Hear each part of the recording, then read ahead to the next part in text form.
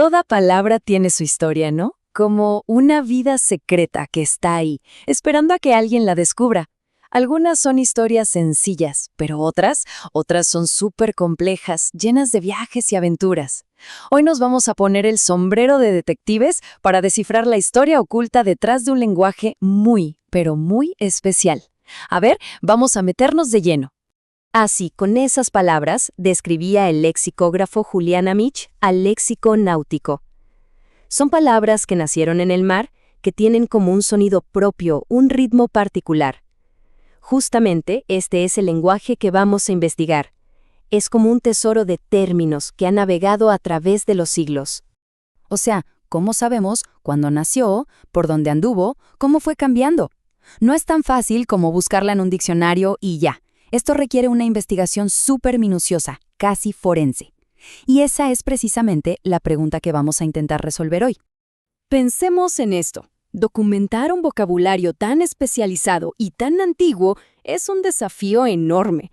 Desde el siglo XVI se ha intentado juntar este tecnolecto en glosarios, en diccionarios, pero contar su historia completa, ¡uf!, eso ya es otra cosa.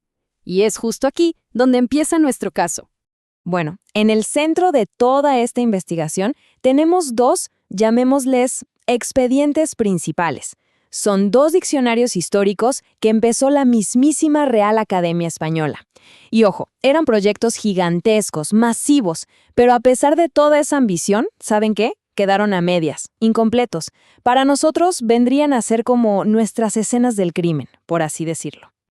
Para analizar estos expedientes históricos, los investigadores de ahora no es que usen una lupa, usan una metodología súper rigurosa. Es todo un proceso muy sistemático para poder sacarle la verdad a estos documentos tan antiguos. Y acá es donde se pone interesante, porque la lexicografía moderna se parece un montón al trabajo de un detective. Primero, juntas toda la evidencia en un solo lugar.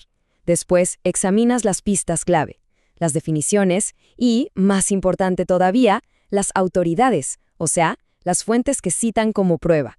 Y al final, comparas todo para armar el caso. Nuestra primera línea de investigación, las definiciones. A ver, ¿de dónde sacó el primer diccionario, el de 1933, sus explicaciones para estas palabras del mar?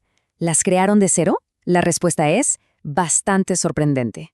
Y esto lo ilustra perfecto. Miren, casi el 74% de las definiciones náuticas no eran nuevas, para nada.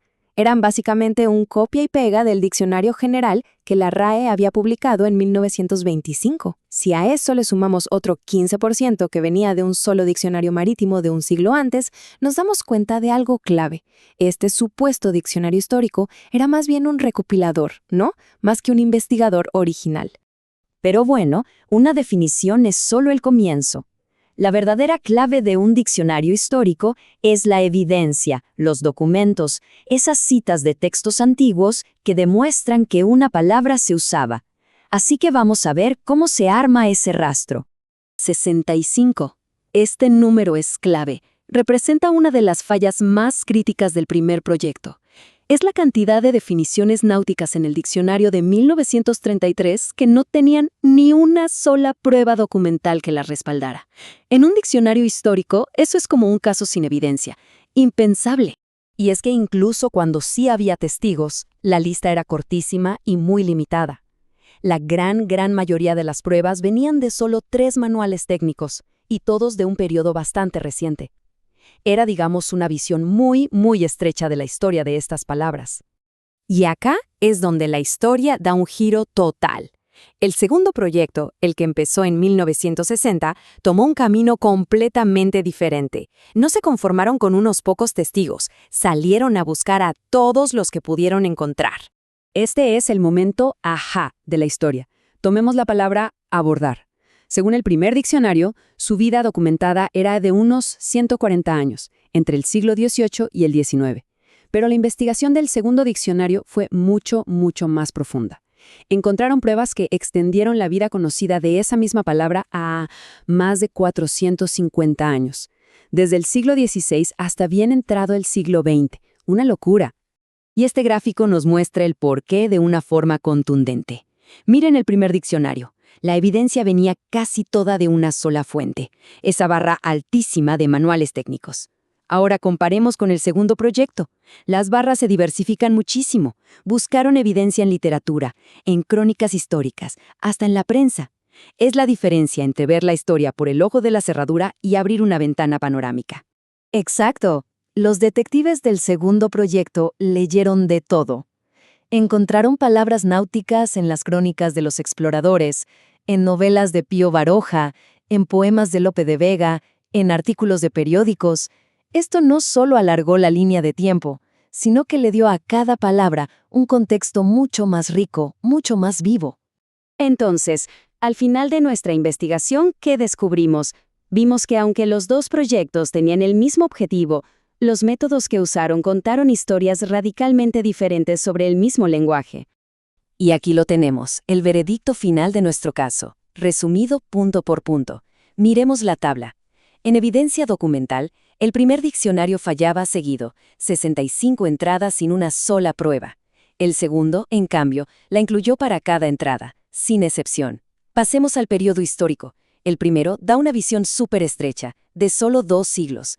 El segundo expandió esa visión desde la Edad Media hasta el siglo XX. Y por último, la diversidad de fuentes. De depender casi por completo de manuales técnicos, a una mezcla riquísima de todo tipo de textos. El resultado es claro, una foto estática y limitada contra una historia dinámica, viva y en evolución.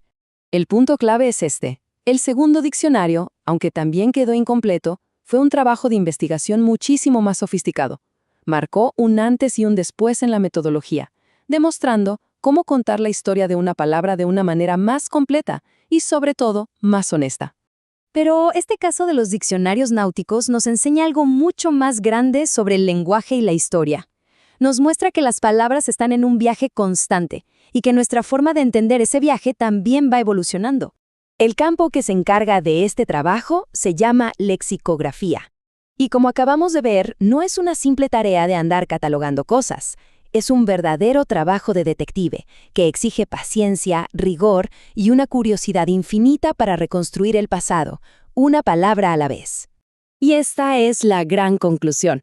La historia de nuestro idioma no es un libro cerrado, para nada. Es una investigación que sigue abierta.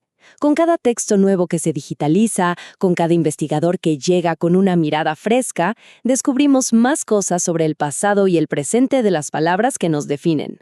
Y esto nos deja con una última pregunta, ¿no?